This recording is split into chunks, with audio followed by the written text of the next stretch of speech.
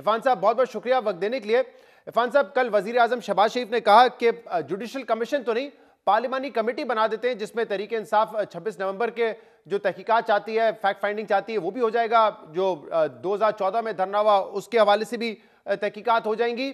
لیکن پاکستان تحریک انصاف نے تو اس کو مسترد کر دیا ہے۔ کل انہوں نے کمیٹی بھی تحلیل کر دی اور کہا ہے کہ یہ جو کمیٹی ہے یہ رابطہ کاری کا کام کرے گی اور تمام اپوزیشن پارٹیز کو وہ یکجا کر کے آپ کی حکومت کے خلاف احتجاج کرنے کا منصوبہ بنا رہے ہیں۔ جی بہت شکریہ شہزاد۔ معاملہ یہ ہے کہ وزیر اعظم کی پیشکش اپنی جگہ، ظاہر ہے کہ یہ ایک اور کوشش تھی کہ شاید وہ مذاکرات کی میز پہ ایک بار پھر آ جائیں اور اس کا سلسلہ تھوڑا ہم وسیع کر لیں، لیکن وہ 23 جنوری کو ایک فیصلہ کر چکے تھے۔ اپنی جو ڈیڈ لائن تھی ہمارے 28 جنوری کی، اس سے 5-6 دن پہلے فیصلہ کر چکے تھے۔ انہوں نے نہ اس کا انتظار کیا، نہ اپنی 31 جنوری والی ڈیڈ لائن کا انتظار کیا۔ وہ ایک فیصلہ کیے بیٹھے تھے کہ مذاکرات کو آگے نہیں لے کے جانا، تو وہ مذاکرات سے نکل گئے، بغیر کوئی وجہ بتائے نکل گئے۔ ہمیں کوئی آ کے بتاتے جی کہ یہ ریزن ہے، ہم اس لیے جا رہے ہیں، کمیشن بن رہا ہے نہیں بن رہا ہے، یہ تو انہیں معلوم بھی نہیں تھا۔ ابھی تو ہماری جو جواب تھا ان کے مطالبات کا وہ ان کے سامنے آیا بھی نہیں تھا، اور یکلخت میرا خیال ہے کمیٹی سے بھی کوئی مشاورت نہیں ہوئی، ان کی جو اپنی کمیٹی تھی اس سے کوئی انپٹ نہیں لی گئی۔ اور ادھر سے خان صاحب نے علی گوہر کو کہا کہ جی آپ باہر جا کے اعلان کر دیں۔ علی گوہر صاحب نے باہر آ کے اعلان کر دیا اور مذاکرات ختم ہو گئے۔ یہ ان کی اپنی کمیٹی کے لیے بھی اتنا ہی اچنبا تھا جتنا ہمارے لیے تھا۔ میٹنگ ہو جاتی تو جو ان رائٹنگ آپ نے جواب دینا تھا وہ وہی جواب ہوتا ہے جو کل شہباز شریف صاحب نے دیا ہے کہ پارلیمانی کمیٹی بنا دیتے ہیں اس پر؟ دیکھیں یہ جواب ہوتا یا اس سے مختلف ہوتا، یہ تو وہ بیٹھتے تو دیکھیے جو مسودہ ہوتا ہے، مثلا ہم جو لے کے گئے تھے، ایک دستاویز لے کے گئے تھے، وہ یہ نہیں تھی کہ یہ حرف آخر ہے، وہ تو حرف آخر لے آئے جی یہ مطالبات ہیں۔ ہم نے اس میں بڑی فلیکسیبلٹی رکھی تھی، ہم نے کہا یہ چیزیں مان لی جائیں، اور کمیشن کے حوالے سے ہمارے وکلاء کی ایک رائے ہے، بڑی دو ٹوک رائے ہے، ہمارے وکلاء نہیں بلکہ تمام سینئر وکلاء کی رائے ہے کہ جب معاملہ عدالتوں کے اندر چلا جائے، کوئی بھی کیس چلا جائے، تو اس کے اوپر آپ پیرالل ایک کمیشن نہیں بنا سکتے، یہ ایک رائے ہے۔ ہم نے اس کو بھی اوپن رکھا ہے، اس پہ ہم نے کوئی ریڈ کراس نہیں لگایا تھا، کوئی سرخ دائرہ نہیں لگایا تھا۔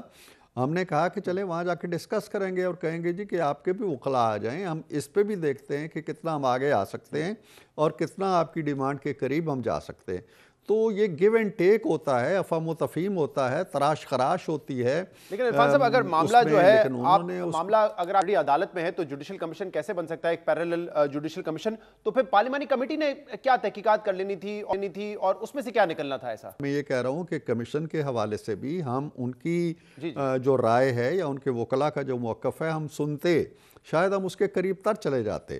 باقی رہ گیا پارلیمانی کمیٹی کا۔ پارلیمانی کمیٹی میں ہم بہت سے اچھے تجربات بھی ہوئے ہیں، ہم نے 18ویں ترمیم کی ہے پارلیمانی کمیٹی نے مل کے، اس کے علاوہ بھی بہت سے کام ہوئے ہیں۔ ہم نے اور پیپلز پارٹی نے مل بیٹھ کے کمیٹی بنا کے ہم نے میثاق جمہوریت کیا ہے۔ جب پارلیمنٹ بیٹھتی ہے اور اس کے ارکان بیٹھتے ہیں تو کوئی نہ کوئی نتیجہ نکل آتا ہے۔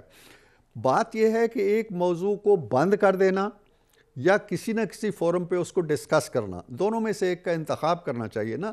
انہوں نے تو چیپٹر ہی کلوز کر دیا، ہماری کمیٹی کا بھی کر دیا، وزیر اعظم کی پیشکش کا بھی فی الفور کر دیا۔ اب مجھے نہیں معلوم کہ سیاستدانوں کے درمیان مذاکرات چاہے کتنی ہی تلخیاں ہوں، موقف کتنے ہی ایک دوسرے سے دور یا متصادم ہوں، کیا راستہ ہے مذاکرات کے علاوہ؟ یہ ڈی چوک میں تو حل نہیں ہوگا، یہ 9 مئی سے بھی حل نہیں ہوگا، یہ کسی اور تحریک سے بھی حل نہیں ہوگا، یہ راستے بند کر دینے سے بھی حل نہیں ہوگا۔ آپ نے بالآخر مذاکرات کرنے ہیں، آج کریں، کل کریں، 10 دن بعد کریں۔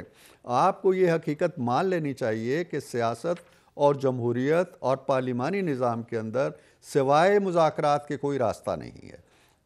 اچھا عرفان صاحب مجھے بتائیے گا، جب کل وزیر اعظم نے اس کی مثال بھی دی کہ 2018 میں جب نون لیگ شکوہ کر رہی تھی کہ دھاندلی ہوئی الیکشن میں، تو اس وقت پاکستان تحریک انصاف نے بلکہ اس وقت عمران خان نے کہا کہ ہم کمیٹی بنا دیتے ہیں، اور اس کمیٹی کا ایک اجلاس ہوا۔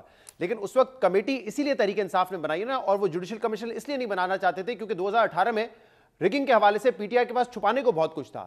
اس وقت کیا آپ لوگ کچھ چھپانا چاہتے ہیں 26 نومبر کے حوالے سے یا 9 مئی کے حوالے سے، جو آپ کہہ رہے ہیں کہ نہیں کمیٹی بنا لیتے ہیں، جوڈیشل کمیشن پہ نہیں جائیں گے؟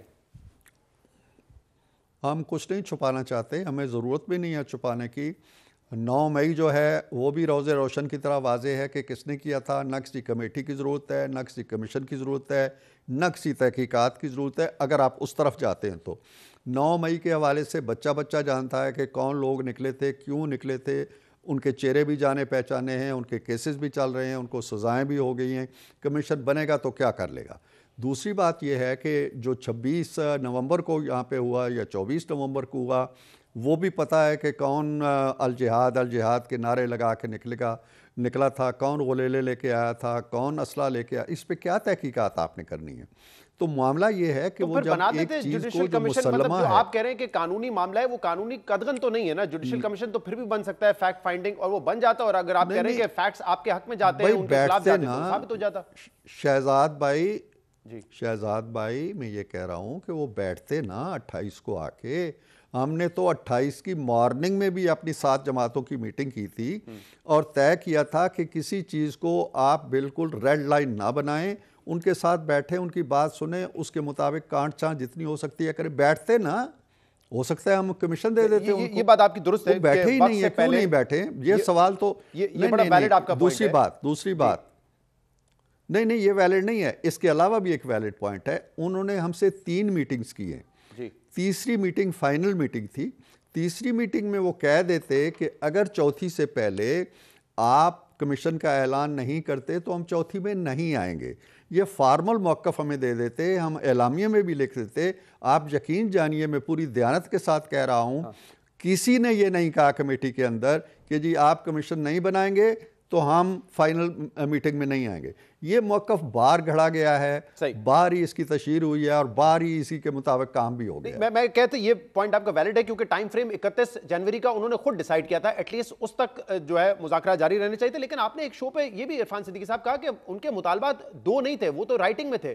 ان کے کوئی تقریباً 15 مطالبات تھے, جس میں عمران خان اور شاہ محمود کی رہائی جو ہے وہ بھی ایک مطالبہ تھا. لیکن وہ رائٹنگ میں تو نہیں دیا انہوں نے. آپ تو کہہ رہے تھے جو رائٹنگ میں دیں گے وہی مانا جائے گا. نہیں بالکل آپ ٹھیک کہہ رہے ہیں. رائٹنگ کے اندر یہ معاملہ نہیں تھا. انہوں نے گفتگو میں ضرور 5 نام لیے تھے یا 6 نام لیے تھے, لیکن رائٹنگ کے اندر کسی کا نام بھی نہیں تھا.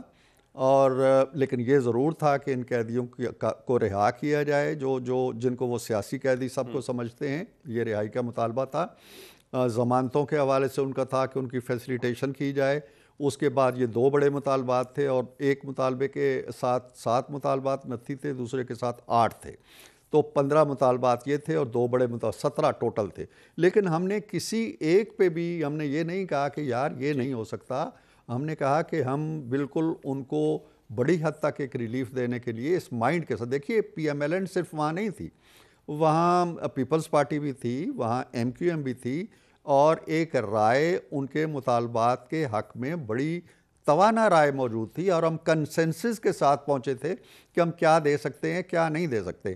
میں یہ بات آپ کے پروگرام میں بڑے 2 ٹوک اور واضح لفظوں میں کہنا چاہتا ہوں کہ پی ٹی آئی نے 28 تاریخ کے اجلاس کا بائیکاٹ کر کے اپنا اتنا بڑا نقصان کر لیا ہے کہ شاید اس کی تلافی دیر تک نہیں ہوگی. اور وہ چیز جو انہیں مل رہی تھی یا ہم دینے کے لیے تیار تھے, اس چیز کے حصول کے لیے انہیں دائروں میں گردش کرتے ہوئے پھر ایک دن آنا پڑے گا, اور پتہ نہیں کتنے سال لگیں گے. دعویٰ تو اب وہ یہ کر رہے ہیں کہ ہم تمام اپوزیشن پارٹیز کو ملائیں گے, آپ کی حکومت کے خلاف احتجاج کریں گے. بلکہ آج جنید اکبر, جن کو ابھی صدارت ملی ہے خیبر پختونخوا کی, وہ تو پورا پلان بتا رہے تھے کہ اگر مجھے اریسٹ کر لیا جائے تو شارع ریشم کب بند کرنی ہے, اٹک پل جو ہے کب بند کرنا ہے, جو سوابی انٹرچینج ہے موٹر وے کا وہ کب بند کرنا ہے. وہ تو ساری سڑکیں بند کرنے کا پلان کر رہے ہیں اس وقت آپ کی حکومت کے خلاف. جی بالکل ایسے ہی کریں گے. میں یہ کہہ رہا ہوں اور پہلے بھی کہہ چکا ہوں کہ وہ مذاکرات میں غلطی سے آ گئے تھے. وہ ان کا ایریا آف ایکسپرٹیز ہے نہیں, ان کے کھیل کا میدان نہیں ہے. انہوں نے 2-3 ملاقاتوں کے بعد دیکھا کہ یار ہم کہاں نکل آئے ہیں, تو وہ اپنے اصل ایرینا میں واپس چلے گئے ہیں, جو ان کی اسپیشلائزیشن کا ایریا ہے. راستے روکنا, حملے کرنا, دھرنے دینا, کیلوں والے ڈنڈے لے کے آنا, پیٹرول بم لے کے آنا. they have gone back to their area of specialization. تو وہ کریں.